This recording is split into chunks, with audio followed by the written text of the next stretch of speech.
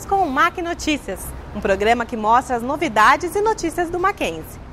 Você já deve ter ouvido falar do ENAD, que acontece todos os anos para avaliar cursos superiores de instituições de ensino brasileiras. Nesse segundo bloco, você vai conhecer melhor como funciona o ENAD e quais as mudanças que entrarão em vigor a partir deste ano.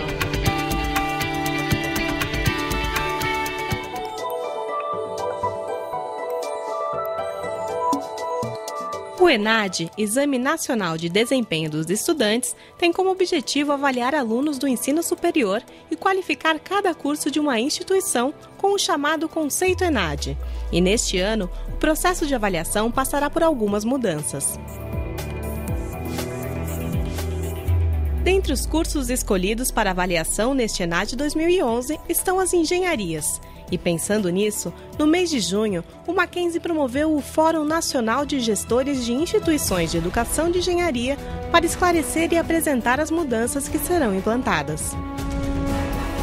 O INEP, junto com a ABENGE e com o apoio da Universidade Presbiteriana Mackenzie, nós estamos fazendo esse evento para socializar os instrumentos e dar transparência a toda essa nova metodologia. O tema do evento é avaliação. Os novos instrumentos de avaliação, os novos critérios de realização do ENAD, e é um tema extremamente oportuno e importante no momento em que, sobretudo, as engenharias e as licenciaturas passarão este ano pelo processo de avaliação pelo ENAD. Uma das mudanças no ENAD em 2011 é a utilização da nota do Enem de alunos ingressantes nas universidades. Bom, a gente tem várias mudanças no processo avaliativo como um todo. O ENAD ele é um dos componentes da avaliação do Sistema Nacional de Avaliação da Educação Superior.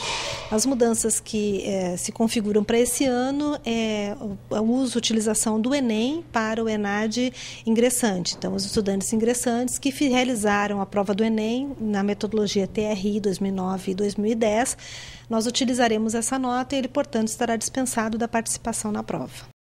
Outra novidade é a regularização dos estudantes concluintes em situação irregular nos ENADs anteriores. Na edição deste ano, basta se inscrever para que a situação seja regularizada. Ainda neste ano, haverá a renovação dos instrumentos de avaliação. Passados-se 7 anos da criação dos sinais, é importante revisar e construir o processo avaliativo, que é uma construção que nunca termina. E é necessário ouvirmos a comunidade acadêmica sobre esse processo de avaliação. Mas o que essas mudanças no ENAD trazem na prática? Do exame você tem alguns conceitos que saem para divulgação, né? O conceito ENAD, o IDD, o CPC e o IGC, né? São siglas. O conceito ENAD, ele é o conceito, digamos, final do curso, que apenas o concluinte faz. Então, aqui você não tem nenhum impacto nessa medida.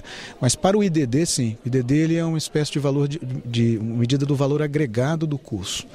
Então, a medida usando a nota do Enem traz uma linha de entendimento para o valor agregado, talvez até melhor do que o modelo anterior de cálculo para o exame. Este ano, a prova do ENAD acontece no dia 6 de novembro e estima-se que 1.200.000 estudantes sejam inscritos e que cerca de 400.000 façam as provas. Para consultar a lista dos cursos que serão avaliados este ano, basta acessar o site www.inep.gov.br. Fique atento, pois quem estiver irregular no cadastro do INEP fica impedido de colar grau.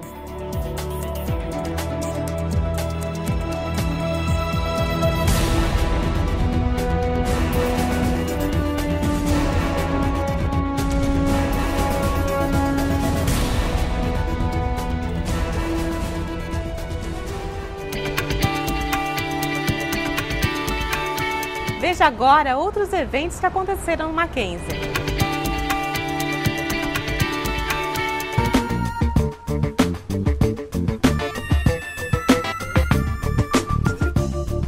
Debater as conexões entre arte e tecnologia.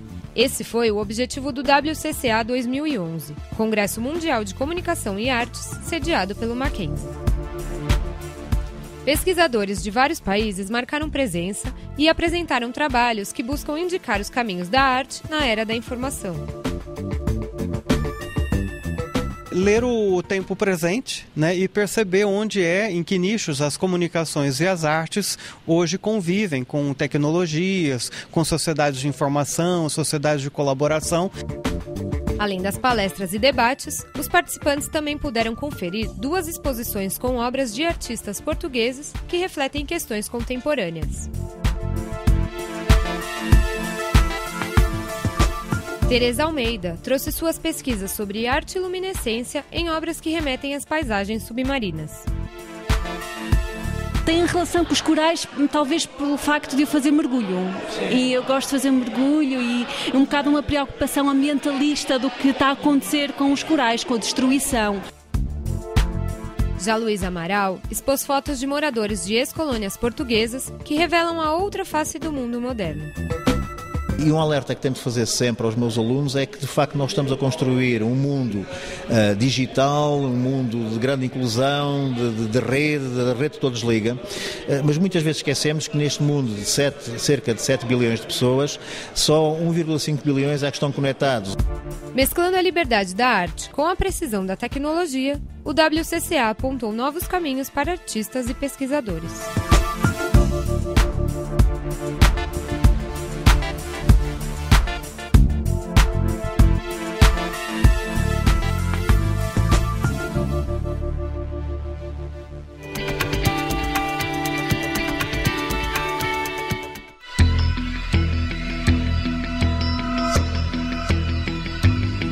O Mackenzie sediou o 3º Congresso Teologia e Ciências da Religião Interfaces, promovido pela Amptecre, Associação de Pós-Graduação e Pesquisa em Teologia e Ciências da Religião. Nós temos aqui representantes cientistas de todas as religiões, mas eles não vêm falar da sua religião, eles vêm falar da religião como objeto de pesquisa, né? Como, por exemplo, relação de neurociência com religião, de teologia com ciência, de comportamento religioso, é ciência mesmo. A preocupação nossa é discutir as mais vertentes temáticas da religião e da teologia. Durante o evento, um dos temas abordados foi a vivência religiosa nos tempos modernos, marcada pelo distanciamento espiritual. Repensar o que simboliza e representa a Igreja neste momento. Porque a Igreja, pelo que pude ver, na Europa está ficando cada vez mais à margem da cultura, da sociedade, das instituições e, sobretudo, tem perdido credibilidade. Aproximar a religião das pessoas, sem que se perca a essência da fé, se mostra um dos desafios para religiosos no mundo inteiro. Discutir uma característica nesse período que nós vivemos, que é o viver a religião sem pertencer a uma religião.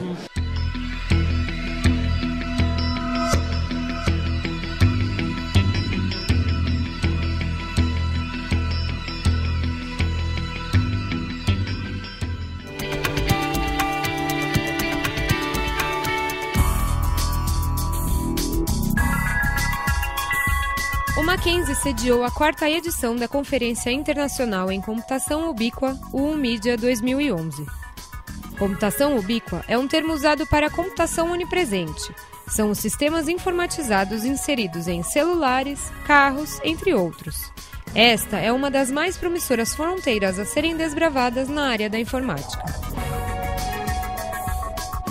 Uma vez que você tem dispositivos com poder de processamento e um poder de memória e autonomia de bateria cada vez maiores, a tendência é, hoje, onde quer que você esteja, você está conectado, onde quer que você esteja, você tem um dispositivo que tem praticamente as mesmas capacidades daquele equipamento pesado e incômodo que você tem na sua casa. Em palestras e workshops, pesquisadores de nível internacional apresentaram grandes inovações tecnológicas. Foi o caso de Timothy Shi. Ele mostrou uma técnica pioneira para manipular as imagens de um vídeo, alterando elementos como paisagens e pessoas e criando efeitos especiais impressionantes. São técnicas como essa que abrem novos caminhos para a tecnologia. Tem coisas que estão sendo discutidas aqui que já são utilizadas no cidadão comum. Alguns outros assuntos bem mais particulares que serão aplicados não diretamente, mas dão base para uso de produtos que serão criados no futuro. Essa é a ideia da pesquisa. Então, eventos como esse discutem principalmente conceitos. E esses conceitos devem ser ainda adaptados para o uso do dia a dia.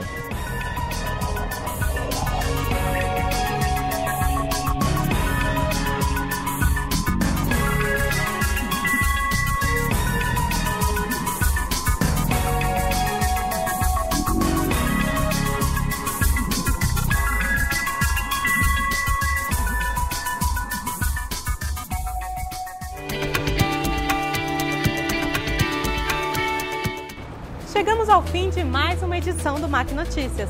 No mês que vem, voltamos com muito mais novidades para você. Até lá!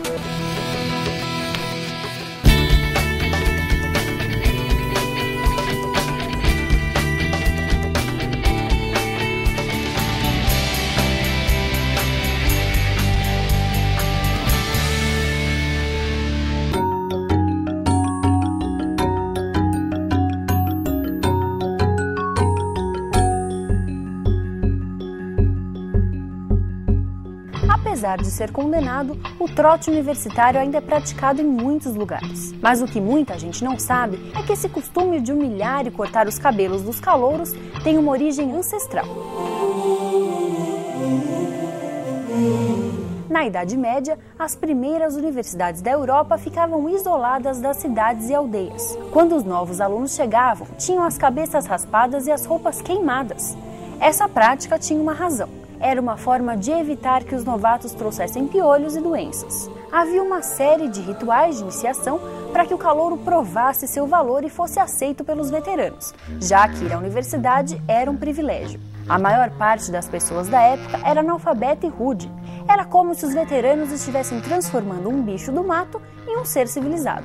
Enquanto não eram integrados, os calouros ficavam separados dos veteranos por tempo determinado. Eles assistiam às aulas nos vestíbulos, locais onde eram guardadas as vestimentas dos alunos. O tempo passou, mas a prática de humilhar os calouros se manteve. Felizmente, muitas universidades estão adotando projetos que permitem uma integração mais civilizada com os calouros.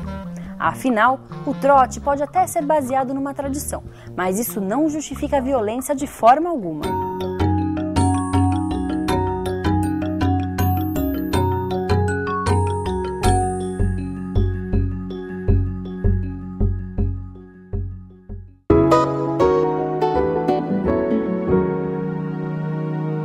A dica de livro de hoje é O Velho Mar, do Ernest Hemingway. O livro conta a história de um pescador que vive em Cuba. É exatamente o mesmo cenário que o Hemingway escreveu o livro. Esse livro ele deu ao autor o Prêmio Nobel de Literatura de 54. Ele é um clássico.